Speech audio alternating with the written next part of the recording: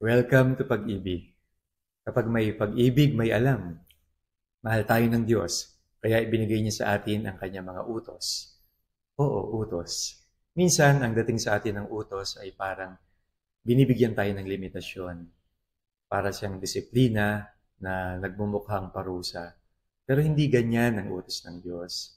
Ang utos ng Diyos ay mapagpalaya. Basahin natin ang aklat ng Exodo, lalo na sa chapter 20, at maintindihan natin kung gaano kaganda ang 10 utos ng Diyos.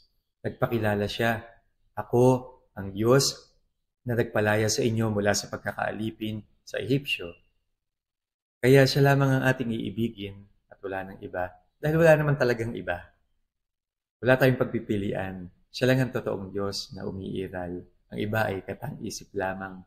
Ang iba ay hindi naman nagpapalaya sa atin, kundi lalo pang sumisikil sa ating kalayaan. Kaya magandang tanong, ano ba ang kumukuha ng iyong oras, panahon, pagtitiwala ng iyong atensyon? Buong-buo ba ang pagtitiwala mo sa Diyos? Sa 10 utos ng Diyos, yung unang 3 para sa Kanya, yung relasyon natin sa Kanya. Yung 7 naman ay para sa relasyon natin sa isa't isa.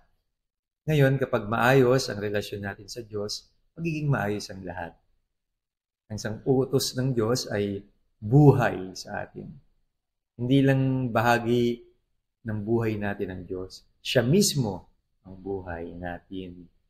Kapag matapat tayo sa unang utos ng Diyos, yan, ganap na ganap ang pakikipagtipan natin sa Kanya. So, ang utos ng Diyos ay buhay, tipan, gabay. At alam niyo ba, sinabi rin sa aklat ng Exodo na itong mga taong ito ay nakikilala nating matatalino dahil meron silang Diyos at sila ay naging masunurin sa utos ng Diyos.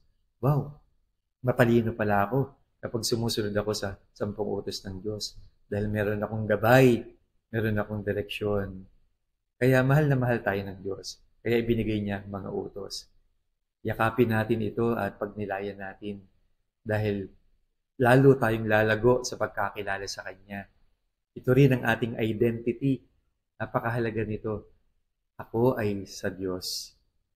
Ang Diyos ay nasa akin. Mananatili akong tapat sa Kanyang mga utos upang tunay akong mabuhay ng malaya. Ako ang pinakamalayang tao sa lahat dahil malaya akong pinipili ang Kanyang mga utos. Manatili tayo sa pag-ibig ng Diyos. At pagpalain nawa kayo ng Diyos na pag-ibig ng Ama, ng Anak at ng Espiritu Santo. Amen.